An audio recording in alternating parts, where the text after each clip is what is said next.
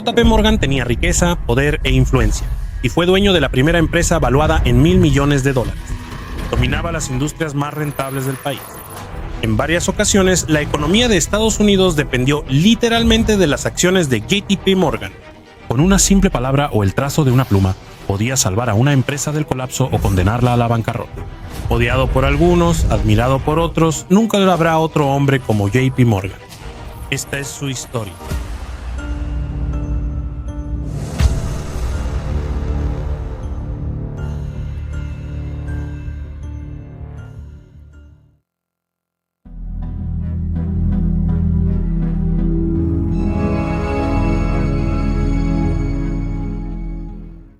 John Pierpont Morgan nació en Connecticut en 1837 en una familia privilegiada.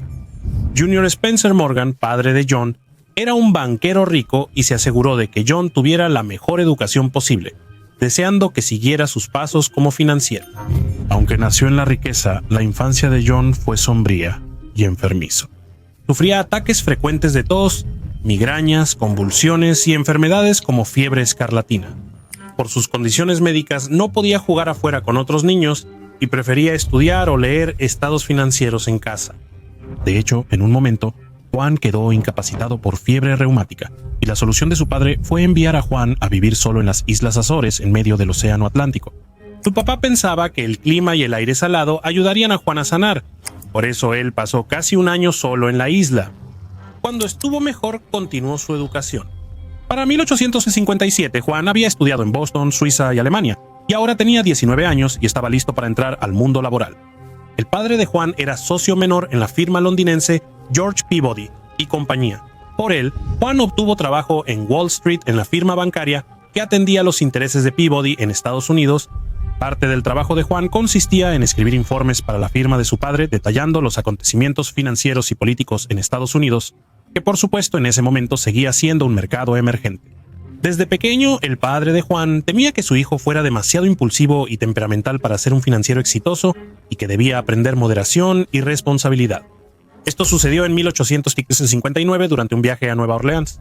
Juan apostó imprudentemente usando dinero de la compañía para comprar un cargamento de café brasileño que llegó al puerto sin comprador.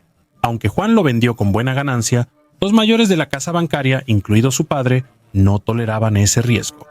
En 1861, con 24 años, Juan dejó una firma establecida y fundó su propia compañía, que siguió siendo agente del banco de su padre en Inglaterra. Ese año, Juan se casó con su primer amor, la joven Amelia Sturgis. Por un tiempo, Juan fue más feliz que nunca. Poco después, Amelia desarrolló una tos persistente que resultó ser tuberculosis. Tras casarse, Juan llevó a su esposa a una larga luna de miel por el Mediterráneo, esperando que el clima le devolviera las fuerzas, como su padre hizo con él de joven. No sirvió de nada. La esposa de Juan murió 4 meses después de casarse, dejándolo viudo a los 24 años. Es comprensible que estuviera completamente inconsolable, y se cree que nunca se recuperó realmente de esta trágica pérdida de su esposa a tan temprana edad. Tras perderla, Juan se concentró más que nunca en su trabajo. Mientras Juan estaba en crisis, también lo estaba Estados Unidos. Por esa época había estallado la Guerra Civil estadounidense, y la ley de conscripción de 1863 deberían haber significado que Juan fuera a luchar, pero no lo hizo.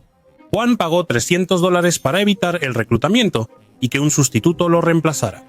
Eso no significa que Juan no participara en la guerra, al contrario, se benefició mucho de ella. Un ejemplo destacado fue cuando financió la compra de 5,000 rifles Horde Carbine excedentes a $3.50 cada uno, considerados demasiado viejos para usarse. Luego, el consorcio que los compró hizo leves ajustes y casi de inmediato revendió los rifles al gobierno por $22 cada uno.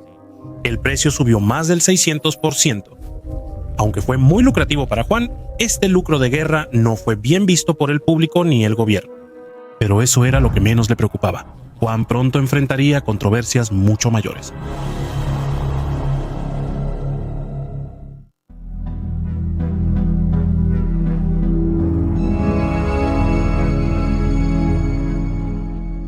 En 1871, Juan vio la oportunidad de oro de asociarse con uno de los principales financieros del país, un banquero llamado Antonio Drexel.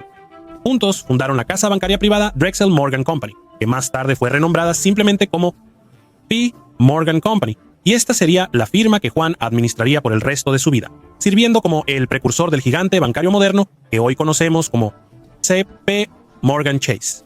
Al inicio de su carrera, Juan era facilitador de acuerdos conectando inversionistas y visionarios a cambio de una parte de las ganancias.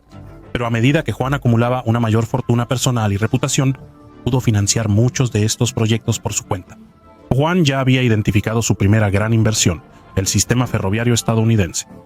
En ese tiempo, la mayoría de las grandes industrias estaban controladas por un solo magnate, como Carnegie en el acero y Rockefeller en el petróleo. Los ferrocarriles no eran un monopolio, al contrario. Había tantas compañías competidoras que ofrecían rutas muy similares que a menudo bajaban sus precios para tratar de ganar clientes. Mientras la mayoría veía competencia feroz en los ferrocarriles, John veía una oportunidad. Pensaba que la solución era consolidar y fusionar los ferrocarriles, no competir. Eso se debe a que John sabía que mientras más grande se volvía un negocio, más podía beneficiarse de las economías de escala. El objetivo de John siempre fue unir pequeñas empresas en un solo conglomerado. De repente, en lugar de competir entre sí y bajar los precios, podían poner los precios que quisieran, ya que eran dueños de todos los ferrocarriles cercanos. John invirtió mucho en varios ferrocarriles y empezó a consolidarlos. Él adquiría compañías ferroviarias con pocos recursos, mejoraba su administración y eficiencia, y fusionaba empresas pequeñas en un solo competidor dominante capaz de eliminar o absorber a los demás. John aplicó esta táctica tan exitosamente que fue nombrada en su honor como Morganización. Lo que John hizo diferente a otros empresarios e inversionistas fue desempeñar un papel muy proactivo en la gestión corporativa de estas empresas. John no se conformaba con simplemente comprar acciones y luego sentarse a cosechar las ganancias. Era un hombre que ansiaba el control. John solía usar su posición influyente en los consejos de administración para tomar decisiones y dirigir la empresa a su manera. Frecuentemente reorganizaba el liderazgo de las compañías ferroviarias y las unía en monopolios, siempre poniéndose al mando. Cuando los ferrocarriles acudían a él en busca de ayuda, él se negaba a menos que le dieran el control total. Esto no solo le dio a Juan el poder que quería, sino que también hizo la industria más estable y atrajo más inversiones. El dinero europeo comenzó a llegar a las ferroviarias de Estados Unidos tras consolidarse y estabilizarse por Juan. Esto hizo que Juan se volviera más rico. Siguió comprando líneas ferroviarias y buscaba superar sus logros y ser más ambicioso. Compró 250,000 acciones a Guillermo Vanderbilt en los ferrocarriles centrales de Nueva York, una de las principales compañías ferroviarias. Luego llevó las cosas aún más lejos al año siguiente, cuando realizó la mayor transacción de bonos ferroviarios jamás hecha en Estados Unidos, asegurando la venta de $40 millones en bonos para financiar la finalización del ferrocarril del Pacífico Norte. Poco tiempo después, Juan poseía un tercio de todos los ferrocarriles en Estados Unidos, en una época en la que el 60% de la capitalización bursátil del país consistía en compañías ferroviarias. En otras palabras, Juan ya no era solo un financiero adinerado, literalmente estaba formando conglomerados ferroviarios y participando activamente en reorganizaciones y fusiones, todo lo cual aumentaba aún más su poder y riqueza. Su reputación como titán de la industria igualaba su apariencia intimidante. John padecía rosácea, lo que inflamaba y rompía los vasos sanguíneos de su nariz, volviéndola roja y desfigurada. También sufría rinofima, causando que su nariz fuera más grande y llena de granos. John era muy cohibido por su apariencia y se molestaba si le tomaban fotos. Según su nieto, cada vez que John se hacía un retrato pedía que le corrigieran la nariz para que luciera más normal. Por eso no destaca en sus fotos. Sus rasgos faciales llamativos, gran altura y forma agresiva de hablar hacían que John fuera una presencia intimidante para quienes lo rodeaban. Sin embargo, en 1901 parecía que John por fin había conocido a alguien que le haría frente, el presidente Theodore Roosevelt.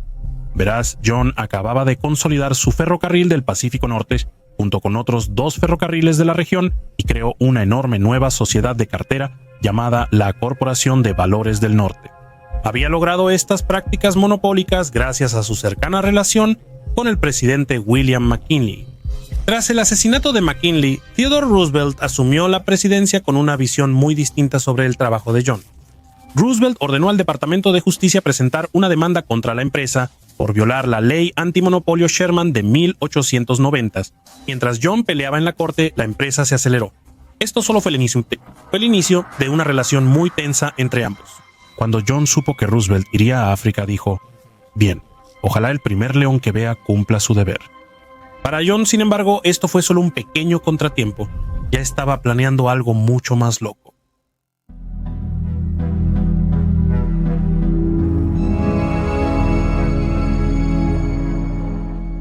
En 1901, Carnegie Steel dominaba la industria del acero y era de las empresas más valiosas del país.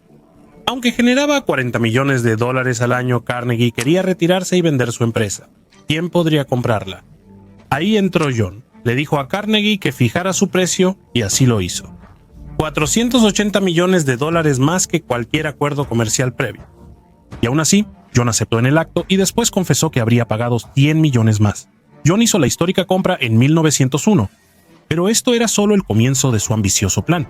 Fusionó Carnegie Steel y Federal Steel Company, formando Estados Unidos Steel, la primera corporación valorada en $1,000 millones, con una capitalización de 1.4 mil millones.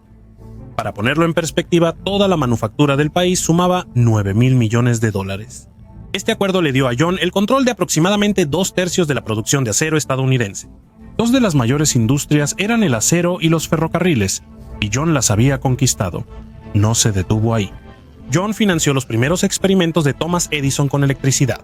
Después fue clave en la fusión de Edison Electric con sus rivales para formar General Electric.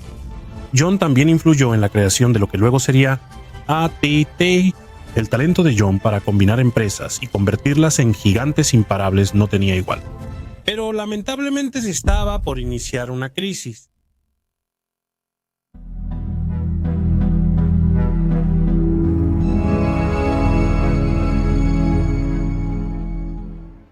En 1893, Estados Unidos vivió una depresión sin precedentes. Tras décadas de crecimiento e inversiones descontroladas, la burbuja estalló y la economía de Estados Unidos cayó en caos. Las acciones cayeron casi a la mitad, miles de negocios cerraron, cientos de bancos quebraron y el desempleo aumentó en todo el país. La crisis alejó a inversionistas extranjeros, que cambiaron sus bonos estadounidenses por oro, agotando poco a poco las reservas del país. En ese tiempo, el dólar seguía respaldado por el oro, permitiendo a cualquiera cambiar su dinero en papel por oro físico, lo que generaba mayor confianza en su valor. Por eso, el gobierno de Estados Unidos mantenía al menos $100 millones en oro para respaldar el dólar. Para 1895, casi todo ese oro se había ido y el valor del dólar caía fuertemente. En su punto más bajo, el gobierno no tenía más de $9 millones en reservas de oro, lo que significaba que estaba en peligro de incumplir sus préstamos en cualquier momento. Esta corrida por el oro causó más pánico y un efecto dominó. Más inversionistas retiraron su dinero de Estados Unidos y agotaron las reservas. Estados Unidos no contaba con un banco central para rescatarlos, y la situación era muy grave. El presidente Cleveland entendía que este era un momento crucial para Estados Unidos que alteraría su rumbo para siempre. La estrategia tradicional de simplemente vender más bonos al pueblo estadounidense no funcionaría lo suficientemente rápido.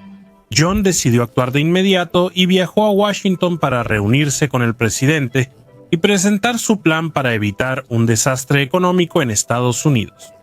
John planeaba crear un sindicato privado con los banqueros más importantes del país, que colaboraron con inversionistas extranjeros para fortalecer las reservas de oro de Estados Unidos.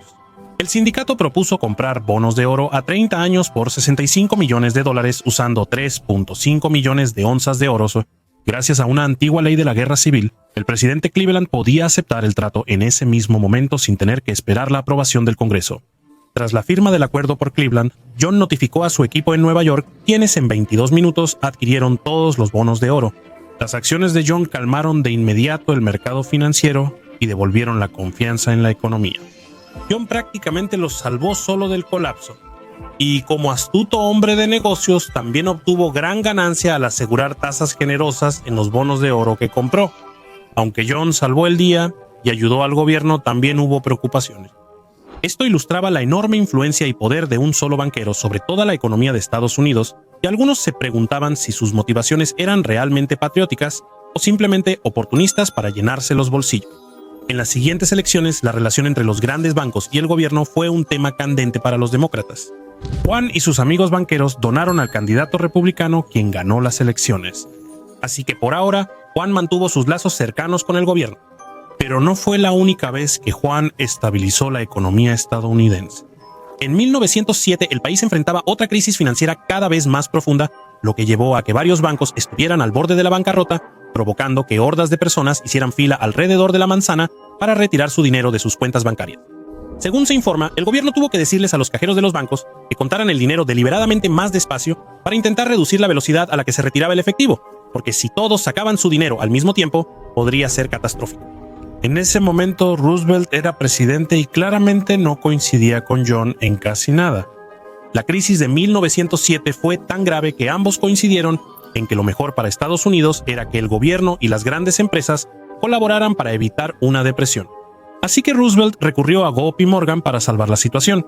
Una vez más, la estrategia de John fue gastar mucho dinero donde más se necesitaba.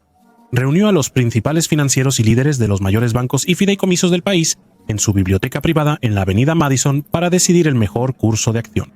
El plan de John era que invirtieran en sus pequeños competidores. John concluyó que, aunque algunos bancos fracasarían, otros podían salvarse.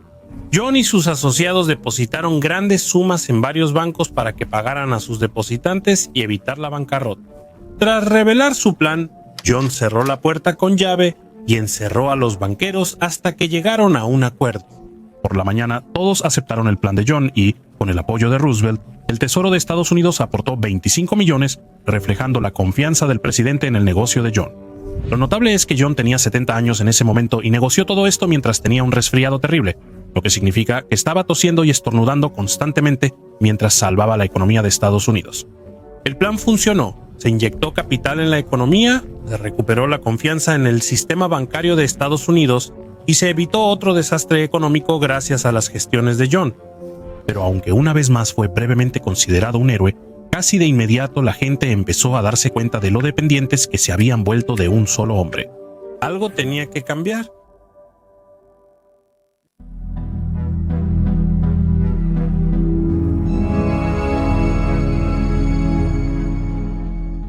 John estaba enfrentando un escrutinio cada vez mayor. La era del varón ladrón, que podía llevar a cabo sus negocios sin control ni obstáculos, estaba llegando lentamente a su fin, ya que el público estadounidense se estaba volviendo cada vez más receloso de que un puñado de empresarios tuviera tanto poder e influencia. John fue citado a testificar ante el Comité Pujo, que quería investigar el verdadero alcance del trust financiero de Wall Street y su papel en la economía estadounidense. John estuvo al frente y en el centro durante las audiencias del Comité Pujo y se convirtió en el rostro del poder de Wall Street. Aunque tenía éxito financiero, la salud mental de John empeoraba. Tuvo varias crisis nerviosas y le costaba lidiar con la imagen negativa que los medios de comunicación daban de él al público. Irónicamente, iba a abordar el Titanic en su primer viaje, pero problemas de salud lo hicieron cancelar al final. El Comité Pujo facilitó la creación de la Reserva Federal al evidenciar que no podían depender solo de unos pocos individuos ultra ricos para manejar la economía. Pero John nunca vería las consecuencias de esta investigación, ya que meses después, el 31 de marzo de 1913, el financiero de 75 años murió en vacaciones en Roma. Tras la muerte de John, su hijo asumió el negocio y siguió expandiéndolo. Actualmente aún preocupa que el banco tenga demasiado poder.